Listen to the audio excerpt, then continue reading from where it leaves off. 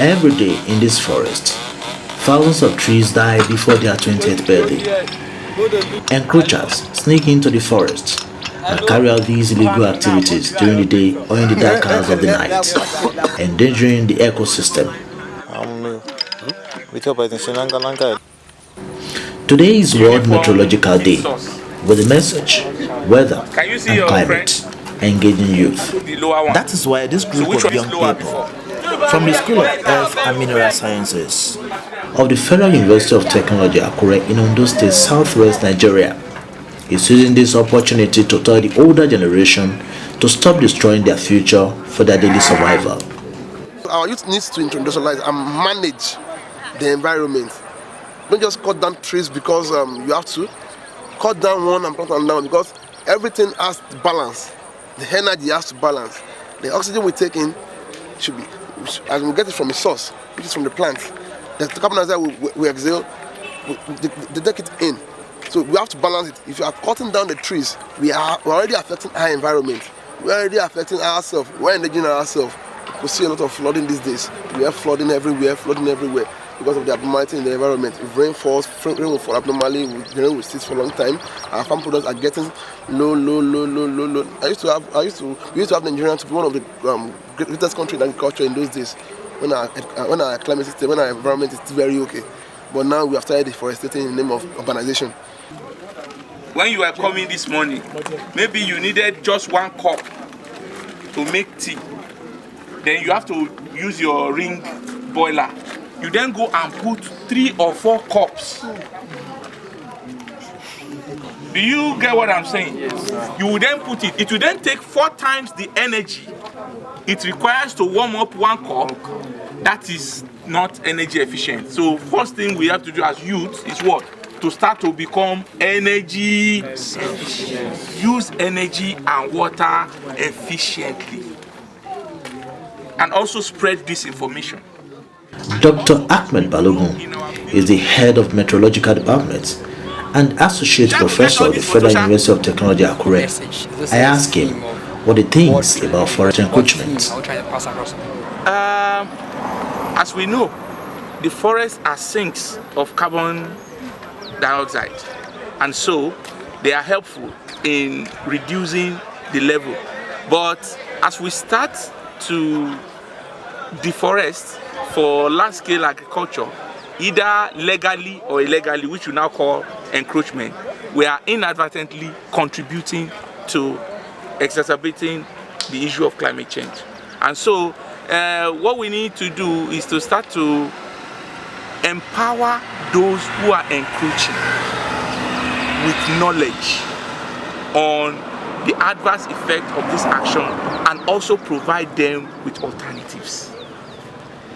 When I mean alternatives, we then mean when we create our we then give them skills. Empowerment means giving people skills to survive. That is, we start to teach them ways of farming in harmony with nature. You don't need to deforest to farm nowadays. And on the roles youths must play in protecting the climate, Dr. Balogun explains further. Youth presently are 1/6 of the world's population, and they are in a position to contribute immensely to finding solutions to the challenges, climate change and global warming.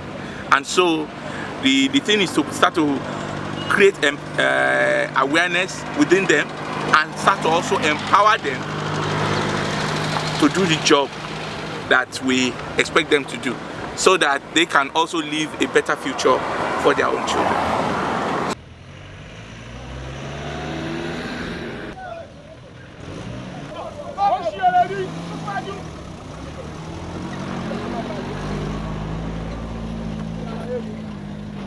The government of Ondo State is not leaving any stone unturned in protecting the forest reserves for its generation yet unborn. Mr. Tunde Atere is a lawyer and is the commissioner in charge of the Ondo State Ministry of Natural Resources. He paints the picture of the state of encroachment and the impacts on natural and human systems. Yes, let me tell you, the effect is devastating. it should not be encouraged. Encroachment should not be encouraged at all. For example, where you plant India hemp, you discover that nothing will survive under that area in the next few years. For example,